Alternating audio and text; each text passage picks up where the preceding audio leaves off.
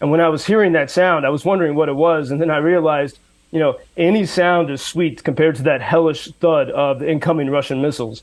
Well, I'll tell you, Joseph, they say a picture is worth 1,000 words, but your vivid descriptions of those images in Ukraine are definitely, we can see them.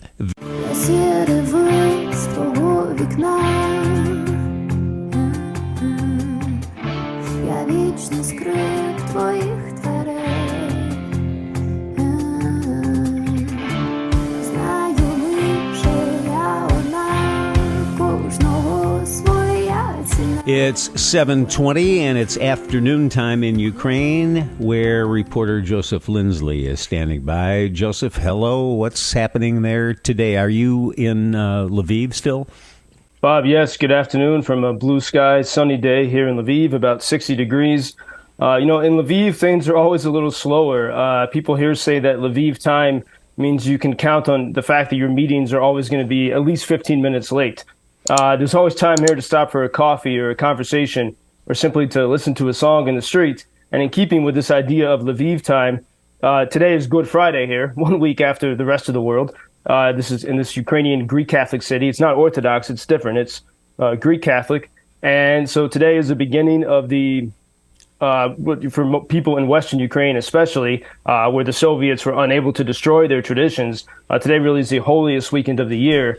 And as I was reflecting on this, walking around the city today, life is woven together nicely here in Lviv, even or maybe especially in the wartime. There's a mountain where I often go running called the High Castle, and it has these 360-degree views of the city and the surrounding fields and mountains. And today, under that blue sky on one side of the mountain, there are people from very young to the very, very elderly were walking up this very steep forested slope and stopping at Stations of the Cross made out of stone to kneel and to pray. And then nearby in a park down below at the base of the mountain, surrounded by a medieval ammunitions depot, Renaissance and Baroque churches, 19th century Austro-Hungarian apartment buildings, there are these modern blue basketball courts. And the weather's nice today, so the courts are filled with players. And from the gate of the basketball courts is a huge banner that says "No to Russians in the Olympics," and it has images of the Olympic rings with blood dripping down. The war is always somehow, present. And then adjacent to that, there are old men playing chess with a little of their homemade beverages. And while just nearby, within some trees, others are boxing. Nearby in a playground, toddlers are shouting. And adjacent to that, there's an outdoor gym where you have everyone from young kids to, again, the elderly are doing chin-ups and pull-ups. And it's very important to stay fit and healthy when you're in a country at war.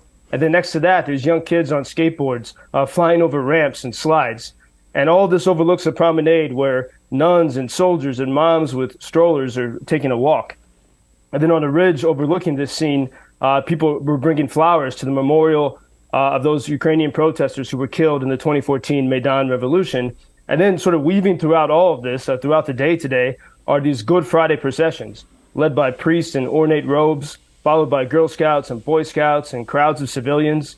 And they make their way quietly. They have to go around the church 3 times, and they do that through all these churches throughout the city.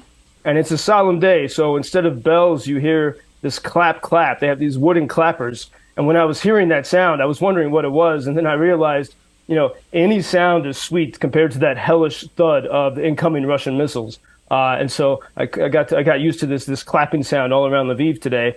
And so far today, there are no air alarms. It's been, once again, throughout the country, in most of the cities of Ukraine, it's peaceful and quiet, and probably similar scenes to this. Meanwhile, of course, in Bakhmut, and I know people from Lviv who are now driving to Bakhmut today. Some are going to bring supplies and Easter cakes. Others are going to fight. They had a small break and they have to get back to fight. I mean, just imagine that feeling you have for some people if you don't like your job, going to work on Monday, driving to Donbass to go to fight is not the most pleasant of prospects.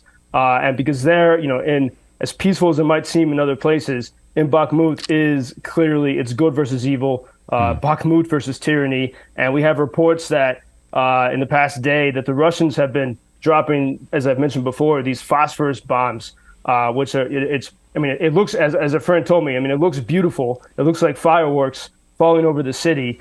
And one speck of this is incredibly lethal. And perhaps this is out of desperation because they've been unable to take that city. And so now they're taking it to a new level. And meanwhile, shellings continue throughout Zaporizhia, Kharkiv, and other regions. In fact, in the Zaporizhia region, the Russians in the past 24 hours launched 81 attacks, 1 missile attack, 7 airstrikes, 68 artillery strikes, and 3 drone strikes. And so for people in those villages and towns in the east and the south, it is not a pleasant day like it has been here in Lviv. Well, I'll tell you, Joseph, they say a picture is worth 1,000 words, but your vivid descriptions of those images in Ukraine are definitely, we can see them very easily. Do you take pictures? Do you post those somewhere where our listeners can look at them?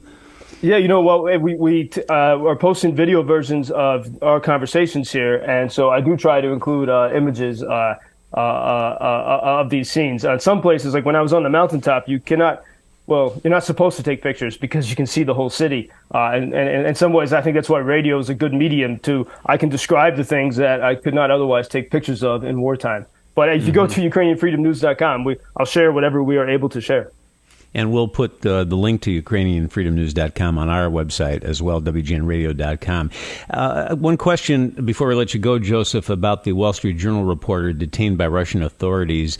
And I know that because of the war in Ukraine, it's going to make things more complicated to get his release. But do you think the fact that he was detained in the first place had something to do with the war that's going on in Ukraine?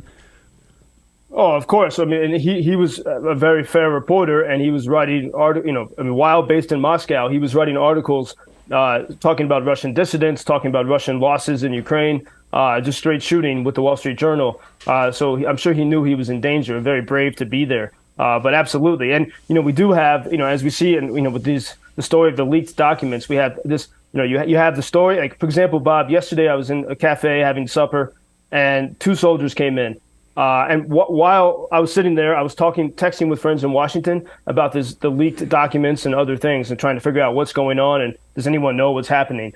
And while that's happening, these 2 soldiers come in. They were on leave. One had his arm was messed up and the other his leg was messed up.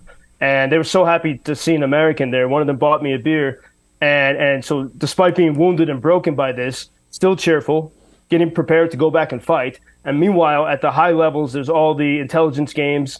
There's Russian taking this reporter prisoner, probably so they can get something from the United States, and then we have these leaked documents, which sort of mystify me. I mean, I think a lot of these, like for example, the BBC had a headline said Ukraine war leak shows Western special forces on the ground, but if you look more closely, it's not known what is true and what's not true in that leak, and so these headlines, a lot of them are very irresponsible. And I suspect like we're in this moment when Ukraine has finally received a lot of these tanks and fighter jets. It's in a stronger position than it's really been maybe the whole war. And right at this moment, this leak comes out sowing doubt on Ukraine, and it's just too strange to me. So I'm very suspicious. I have a hard time believing that a 21-year-old in the United States had that type of access. If so, that's a problem. But I think we have to be very skeptical of these documents and realize that this is an all-out war, which means that the information war is a huge part of this. And what they're trying to do is make people forget that this, it's about Ukrainians who are simply wanted to be free, and Russians are trying to do everything they can to destroy that. Yeah, we have to remember that, and certainly a lot of questions still to be answered about that leak. Joseph Lindsley in Lviv. More on Monday. Please stay safe, Joseph. Thank you, Bob. Until Monday. Thank you for introducing Ukraine on your social media pages. That's very important that much more people can get more information about the situation here and how everybody can help Ukraine to stay stronger and to save all the world. Что он сказал? Well, which side are you on? На чьей ты стороне? Come on now. Oh, which side are you on? На чьей ты стороне?